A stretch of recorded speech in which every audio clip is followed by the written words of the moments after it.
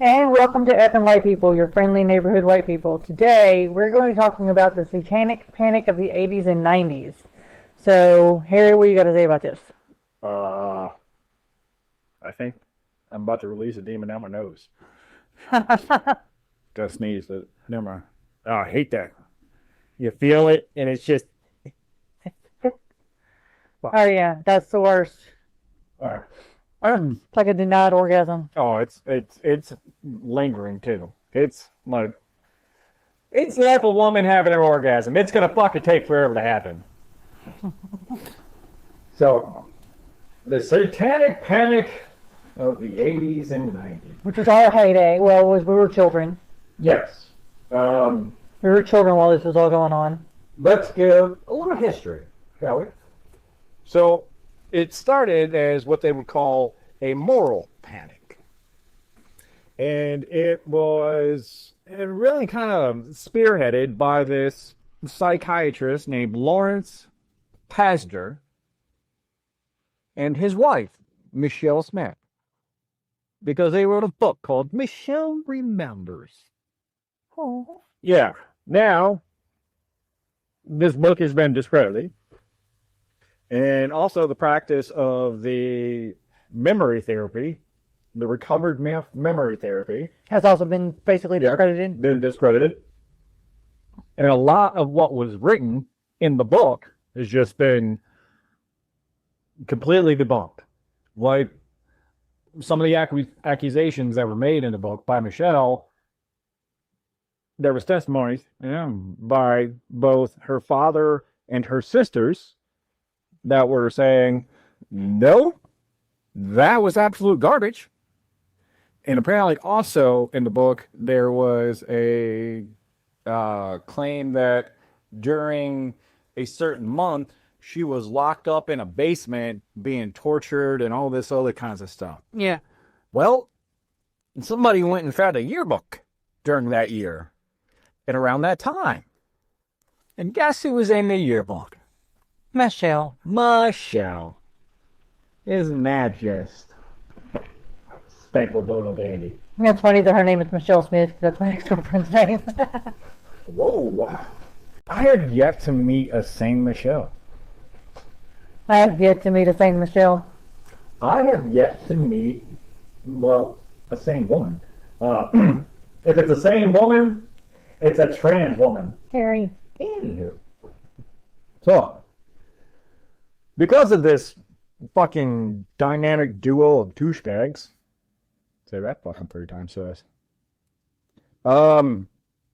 They started a fucking what they would call a panic, and that shit spread like herpes at a fucking orgy. It went through Canada, the U.S., Britain, just anywhere and everywhere where there was fundamentalist white Christians, evangelicals.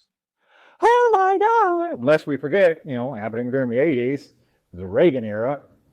And that's when, Billy Graham really got a foothold in politics. So So it wasn't just like Michelle Smith though and her husband. It was also like moral panics seemed to come about during societal change, and the main societal change at the time was more and more women were entering the workforce, and more children were going to daycare, which led to the daycare scare of these ritualistic satanic abuses happening at daycare, which didn't happen.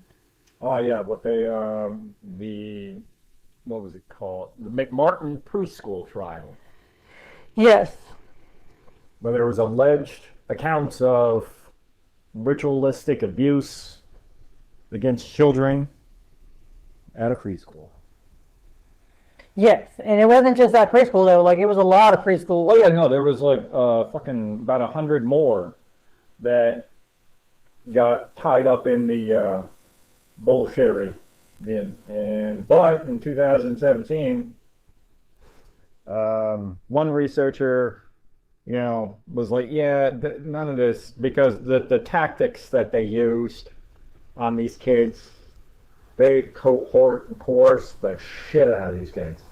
Oh yeah, And I don't think they were necessarily meaning to at the time, but they were very leading questions. I also think that the let me put my tinfoil hat on for a second. I think that the powers that be really seized an opportunity here. Oh yeah, they did. They were like, there's civil unrest. I don't know why trickle down economics isn't working. Fuck. People are still riding the wave of the hippie era. Shit, they're becoming sober off the weed, the quaaludes, and the cocaine. What do we do? Satan! Ha! Yes. Let's relight the fires of the witch hunt. And so, yeah, I think there was a lot of push it hard into the media, send it deep into civil services, because the cops were trained on this shit. Every social worker across the fucking country was trained on this shit. There was a mandatory, what they call it, mandatory, basically you had to snitch. Mandatory reporting? Mandatory reporting, yeah. And if you saw any signs of Satanism, it was mandatory that you were reported. Like this, it started really, I think, when it started getting, like, it was boiling up, I think in the late 70s with metal music and that, like, being a change on the scene. No, it started before that. It started this. Where? What? McCarthyism. I think you can make an argument for that, but I don't know that that's the argument that I would take. No, I'm looking at research, like right here. It was in the 50s. I mean, think about it. We just got done with World War II. I don't know when. I think there's a lot of societal change. I don't think Satanic Panic really started getting its root until the late 70s. Well, I don't think like the Satanic Panic started happening until that, but the idea is the roots. The roots of it? Seeds. Yeah. Seeds. The seeds were definitely planted during McCarthyism because, lest we forget, "In God We Trust" didn't appear on our fucking dollar or in our Pledge of Allegiance until McCarthyism. Yeah.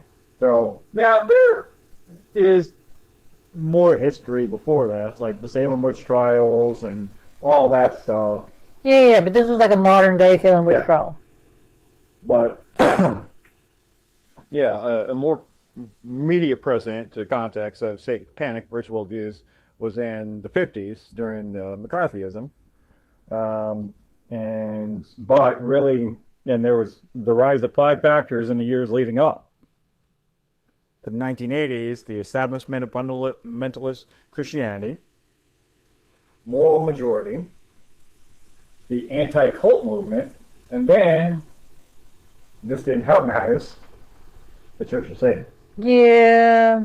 Because during the 50s, there was an influx of more religion, other religions, Muslims coming over. All the Asian religions and whatnot were happening and wanting to come over. And they weren't just converting. And they weren't just converting. They were like, no, we're going to practice our religion. We're going to practice Buddhism. We're going to practice Hinduism. It says so in the Constitution that we can do that. And then scrappy bunch of people like, yeah, we're going to face Satan. I clutch my pearls. I worship Satan. Well, we have actually a commandment list, and one of which is to actually not fuck with kids. How do you feel about that one? Catholics? And to be clear, like the Church of Satan today does not worship Satan. It's the idea. Yeah. Levian Cygnus is what is generally practiced now, which is the whole idea of you are your own God. Yes. And that you have every right to rebel. Yep. Every right to question. You are not a sheep. Yeah. It is a heartier and more, some would say, extreme version of atheism. A bit agnostic. So, but back to the Satanic Panic, and yeah, which I will say, out of the buyers of the Satanic Panic did come some pop culture that was able to, because like if you take anything like that, if you take incidences like that, there are going to be people that see it and go, all right, for one, this is complete nut bullshit, but at the same time, it's kind of cool. Like, rituals seem kind of fun. I mean, we're not going to hurt kids and we're not going to hurt animals, even though some of those fucking whack jobs did. But, like, it leads into things. And I think that's what spawned Vampire the Masquerade. I mean, that's what also gave probably J.K. Rowling the ability to write fucking Harry Potter. Yeah, well, there's a lot of pushback on her writing Harry Potter because people thought it was promoting witchcraft. And anybody who, if you're a fundamentalist Christian or a Christian, well, fundamentalist Christian, and you hear the word witchcraft, it's immediately tied to Satan, even though there's really no fucking tie to goddamn Satan when it comes to witchcraft. Yeah. Witchcraft is studying the earth and doing for yourself without relying on a deity to do it for you. Yeah, there are different forms of witchcraft, but witchcraft, the only reason it's tied to Satan is because back in the olden days, everything that wasn't Christianity tied to Satan. Well, I also think that the whole witchcraft, especially during the Puritan times and whatnot, was very much crowned upon is other than what's that? Rygot? Huh? Rygot. Which apparently is still around today. Hmm?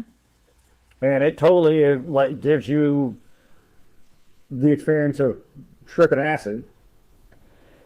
Yeah, Rygot poisoning is serious, but it does include some AVH, some audio and visual hallucinations. Yeah, you're tripping balls.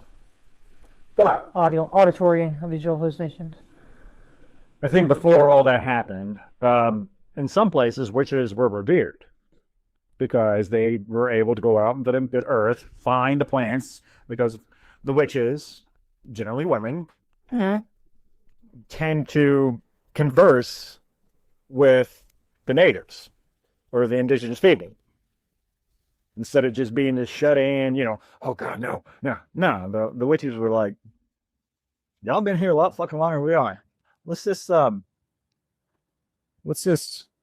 prairie amoxicillin, penicillin that you got here? What was this do? Oh, that's a painkiller? Yeah, get it. How do you use it? Oh, this like helps with infections and skin disease and all. Yeah, no, give me all that. I'm about to learn. But they can't just whip it up and say, here, take this. And go, yeah, no, I learned it from the Sioux tribe or the Cherokee people. They have to do what Terry Pratchett does with his witches call, and it's so fucking beautiful. The most magical thing that a witch can do is called headiology. You gotta get inside their head. You gotta trick them. You gotta make them believe that there's divine power to it or mystical power to it. No, it fucking came from the earth. I mixed it with a little water and this, that, and molded it up in my mortar. Here, take little one. Well, if you do, you will be touched by God or other deities. Oh, really? Yeah, you dumbass. God, please, take it. We actually know a witch. They're not witches. Well, she did make something that cured my toothache. Who? Angela Sanderson. Oh, man. I mean, say what you will about her, but she made something that cured my toothache. She didn't put any divine intervention into it, though. She just told me that it's like a bunch of herbs that put together, will kill pain. Yeah, there's an Amish penicillin or amoxicillin, and it's a plant. There's a book out that I really want, and it's basically it teaches you all the different uses of all the different plants and shit like that. And yeah, no, we used to use the earth for a lot of good shit. We got all of our medicine from plants, but capitalism came along. And Hey, look at we monetize this. Well, I mean, we would have to grow all this stuff. Yeah, but what if we cut it with something? what do you want to cut it with? Well, get them hooked. Well, we got this opium plant laying here that we can turn into a powder and put it into it as well. Do it. Oxycontin, motherfuckers! Yeah, that Oxycontin is a whole different episode because we could do a whole episode right there just on fucking Oxycontin and how evil it is. Like, don't get me wrong, it's a useful drug, but boy is it abused, and I don't just mean by the people who use it, I mean by the doctors who prescribe it. That's the pharmaceutical company, yeah. They definitely get into the pockets of the doctors and be like, here, you push this drug, and we will help keep this hospital going. Exactly, like they tried to get me to take it before my hysterectomy, and I was like, no thank you. I think they got prescribed oxys once, and I was like, what are these for? They're like, for pain. I'm like, yeah, okay, bud. I'm good. Yeah, I didn't take it before my hysterectomy. They gave me Tylenol instead. Because I wouldn't take the Oxycontin. They're like, you're going to be sore when you wake up. And I'm like, well, then I'll deal with it when I wake up. Because I'm not taking Oxycontin. Like, nowadays, they unless it's like major surgery, they just give you like ibuprofen. Like the 800s. They're like, here, take two of these. Once a morning, once a night. You're good. I guess because there's been a lot of pushback about the addictiveness of Oxycontin. Because at first it was prescribed as non-addictive. I mean, Which was bullshit. it's like fucking morphine was used to cure fucking heroin addicts. But We're getting off topic. We can do a whole topic on Oxycontin one day, but we're getting off topic. No, so Satanic Panic, they also went after, like, there were lots of lawsuits against musicians and musical groups for leading to suicide, because if you played their albums backwards, it promoted suicide or sadism. there's only one band that works with, and it's fucking Chicago. Why did it work with Chicago? You remember the fucking scene in Little Nicky? I haven't seen Lil Nicky. My God, it's great. Like Little Nicky, like you know that Little Nicky is one of Satan's sons, and he comes up to the earth because he's trying to his brothers escape and trying to get him back. Yeah. And Nicky, for some reason, is like a good little boy, and he ends up hooking up with these two metalheads, and one of them's like, puts on his Black Sabbath album, and he's like playing it in reverse, and he's like, "What's the Oz man saying right there?" And then Nicky's always like, "Well, the Prince of Darkness has always been up front with their message, but if you really want me to blow your mind," and he puts on Chicago right, and they're like, "Chicago, what?" And he like plays it back and like in reverse, and they're like, "Worship the dark with Satan, bow before him and praise him." And he's like, "Chicago fucking rocks!" I'll have to watch the movie. I've never watched it before. You can do it, Nicky. Guard Henry with bees. Yeah, I don't get the reference. I've never seen the movie. Yeah, he covers Henry Winkler with bees. Okay. But yeah, there were a lot of lawsuits. It was during that great censorship too. Censorship happened around the same time in the 90s. Oh, fucking Tipper Gore.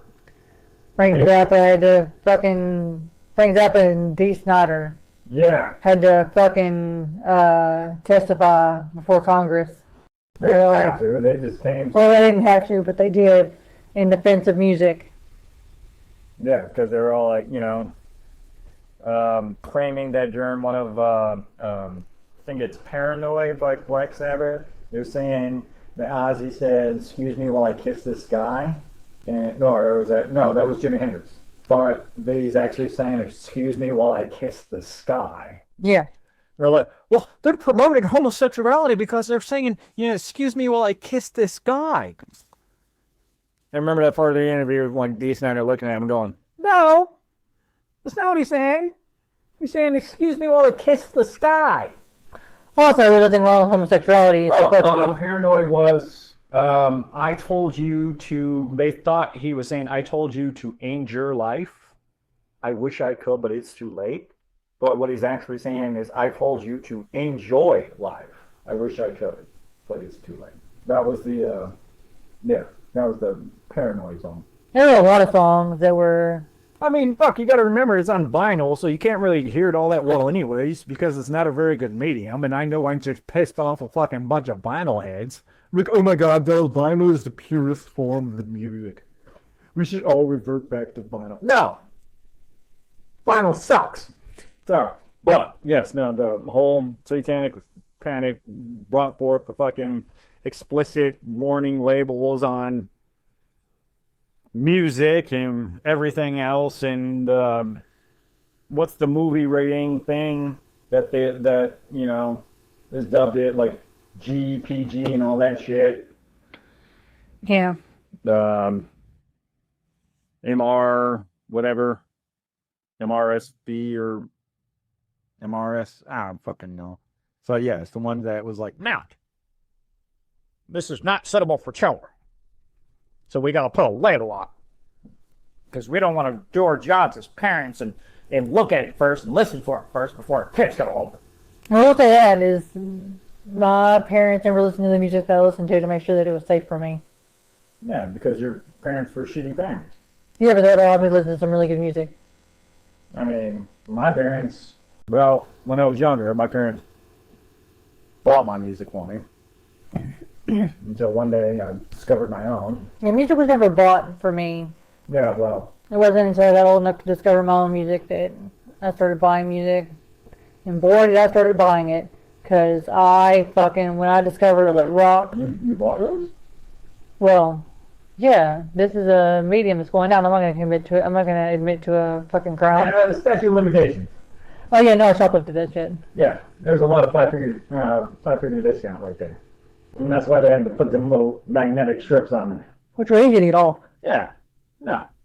And also, you could just crack it open and take the CD or whatever out. Put it in your pocket. You don't need the fucking case. Or you take the booklet out and shove the CD in there.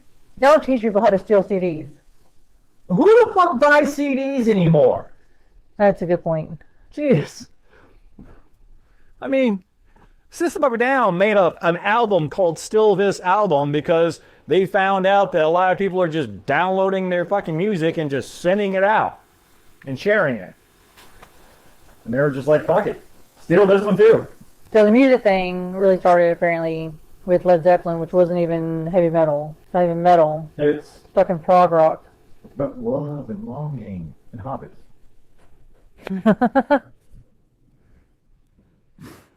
Oh, that's the reference I'm talking about is from the Venture Brothers, where Brock Sampson is arguing with Helper because Helper changes the stations. When Brock's listening to Zeppelin, he's like, "What are you doing? That's great music." But no, it's about law and orgy. Yes, and hobbits. We'll discuss this later. Can't believe I'm arguing with a robot. But, I mean, the fuck's Stairway to Heaven? Come on. You got drugs. Heroin. Yeah. Yeah, and Frank Zappa can't say shit. Like, his music is just fucking weird. Frank Zappa's weird. I mean, that was the chic in the 60s and the 70s. David Bowie's weird. Yeah. Hell, a lot of people don't know this, but the theme song to MASH, the lyrics of it, one of which is "Suicide is painless and always is shameless." Yeah, that's in MASH. But they don't sing the lyrics in MASH. But all music that they use, the song, has got those lyrics in it. And everybody loves MASH. Yeah. Yeah, no, I was going to make a point, but I forgot what it was. The other thing that really came out during the Satanic Panic that people were upset about was Dungeons and Dragons, which you and I fucking love. Dungeons and Dragons. We love TTRPGs, tabletop role-playing games. But Hang on. No, go ahead. I'm looking up something. But yeah, there's a lot of like, it's promoting witchcraft. Like, everything back then promoted witchcraft. But they're like, it's promoting witchcraft. Oh, no, they straight up said this is promoting Satanism, not witchcraft. Also witchcraft. Well, Because there's a lot of witchcraft involved in D&D. Like, there's sorcerers and wizards and... so, there's a beef that I have with a person that, as of right now, until his name appears on the Epstein list, and then I will not, but I respect this man, and that's Tom Hanks. But I have beef with Tom Hanks. Because of the movie? Because of mazes and monsters. Like you, sir. No, you put a stain on one of my favorite fucking pastimes. For those of you who don't know, it's probably what Mazes and Monsters is. Mazes and Monsters is a movie about a group of kids that plays Dungeons and Dragons, and Tom Hanks' character gets basically so immersed that he forgets what reality he's in. And he's always in Dungeons and Dragons. To the point where his friends have to pull him because he's about to attack a tower or do something, I can't remember, but they have to get into the campaign to pull him out. Yeah. And it's like, dude, no. I mean, we get invested in D&D, but we don't get that fucking invested in D&D. When Dungeons and Dragons came out, the anorax of it just take over and just definitely clip together. And in every cafeteria around every high school, you did have those group of kids that were just like, I hit you with my +2 axe, or I cast fireball, or I got poison arrows. And yeah, no, they fucking did, because it was a new shiny thing that they can get involved in. And anybody who knows geeks and nerds knows that when they get fucking involved with something, We get obsessed. they get fucking obsessed. Oh yeah, like I got involved with Harley Quinn, and now I'm obsessed with Harley Quinn. And geeks and nerds will do all the research on everything it is, and then take it and go, we can make it a little better. Do you know if we change the system like this, we can accommodate for this, this, and this? Or, what if we created new species? Which is why D&D is an evolving game. What if the orcs don't have to be bad? Well, they are, because it says right here that their natural alignment is evil. But what if there was a brave human out there that mated with the orcs, and now we have half orcs? Oh, that's awesome. Because we have half elves, why wouldn't some drunken human? Be like, that looks good. And that's how the bard class was born. Yes. But how do you mate with an orc? They're just so violent and vicious. Well, I mean, alcohol and so on. The bard's way. Yeah, I'm gonna sing and drink you out of them panties, my dear. And everybody would play with beer bottles on. Mm-hmm. And then, yeah, I don't know the gestation period of orcs, but however many months later, then this child pops out, and looks at the mother and goes, "Here." What? And then the father's like, that's not mine. Yeah, it is. It's got your eyes. Its eyes are blue. Fuck. But there's always the Joseph of any species where she's like, fuck it. I'll raise it. It's not mine, but I'll raise it. Yeah, and Joseph from the Bible. Yeah. I mean, according to law, during the time, Joseph had every right to fucking have Mary stoned and the baby killed. Which makes me believe that that's sort of bullshit. Because he would have had her stoned and... Or, that's the whole crux of the story, which was Joseph was like, yeah, no, I'm not doing that. We'll just keep it sacred. Let's say it's God's baby. Yeah, we'll say it's God's baby. getting on, cheap Nazi. Or, here's a crazy thought. It was fucking Joseph's the whole time. Or, yeah, it could be. Jesus is fucking Joseph's kid this whole fucking time, and well, I don't know. I think there's a Messiah. His name is Brian. I'm not the Messiah. I love that movie. It's not my favorite of the Monty Pythons. It's my favorite. It's a lot of people's favorite. I love Life of Brian. I'm not gonna say it's bad. It's not. It's funny, but it's not my favorite. What's your favorite? Meaning of Life. That's a good one. And I know there's gonna be several people. What about the Holy Grail? No, the Holy Grail is definitely in my top 3. The Monty Python movies. I think I like Life of Brian because it's blasphemous.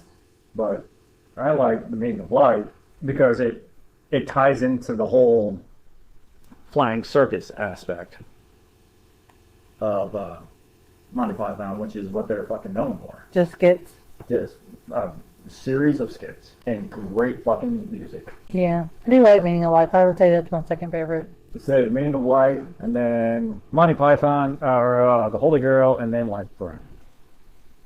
Yeah, the Holy Grail is number 3. Anyway, this has nothing to do with Satanic Panic in the 80s and 90s. I mean, it could have fucking led to it, as far as we know, in Great Britain and shit. I doubt it, because they're legends over there and have been. And So I don't think it led to Satanic Panic in the UK. fucking Ozzy was a legend here. Well, he was a legend here among metalheads. Also fucking Bruges. Also fucking That's British. the problem. The How many Brits. Brits coming over here fucking stirring up shit? You think that's the problem? Yeah. I mean, It's the Brits' fault? where did the Puritans come from? Britain.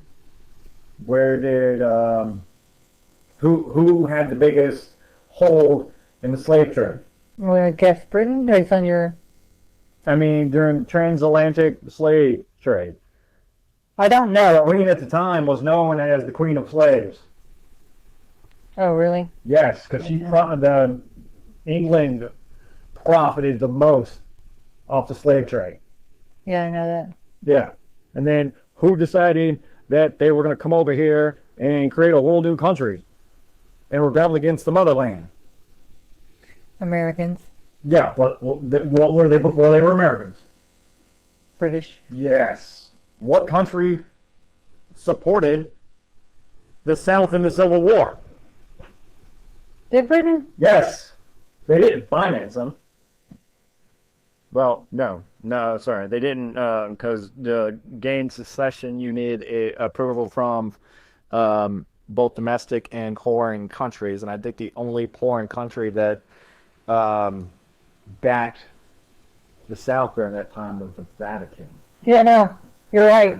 Britain officially remained neutral, but provided crucial unofficial support to the Confederacy through business, shipbuilding, and granting belligerent status. Once again, the fucking Brits. So, Yeah, no, it's the Brits' fault. We blame the Brits. and what group of people really took the whole Christianity and just wildfired the shit out of it, other than the Spaniards? Other than the Romans? Roman Catholicism? Who took over that? Europe? Yeah, but I mean the Crusades, the Holy Crusades. So, Alright, so yeah, it's the Brits' fault. yep, fucking lanes. Even though they're more atheists than we are. 40% of the population, I believe. Something like that. Yeah. Brits trying to drive out Jesus in this country. Yeah, somehow I don't think you care about driving out Jesus in this country. Or if you do care, you're like pro driving out Jesus. No, I'm driving now, but I definitely would like people to fucking read the red parts of the Bible. That's one thing that kind of pisses me off is the fact that like evangelical Christians don't follow Jesus. Because Jesus was woke as fuck. But, alright, what else we got about this Satanic Panic? That's pretty much it. Like it was anti-D&D, it was anti-metal music, but then again a lot of other kinds of music. Because like they had a problem with Led Zeppelin. And Led Zeppelin's not even metal. Their No. problems were jazz. Is that a problem with jazz? Oh yeah. Fucking Because they also tied that whole Satanic Panic with others. Oh, well, the West Members 3, that's something I wanted to hit on, is the fact that, like, there are people who went to prison because of Satanic Panic. And the West Members 3 can definitely be tied to Satanic Panic, which was these 3 kids, because they were kids, they were teenagers, who were accused of killing a little boy. And, like, the little boy did die. Like, there was, like, someone died. But these 3 boys were not responsible for it. And the only reason they were convicted is because they were tied to Satanism. Now, I'm pretty sure the only reason why they were tied to Satanism is because of their outfit. Their clothing, some of their drawings, and their music. I bet they listened to The Cure. I don't think they listen to The Cure. I think they listen to metal music. About the sneeze was about to happen. I thought the climax was finally going to fucking happen. Nope, sneeze denied. Well, yeah. Anyways. Well, I don't have anything else. You got anything else? So, I guess that's all we have for you today. Be sure to like and subscribe. We are on all the podcast places. We're also all over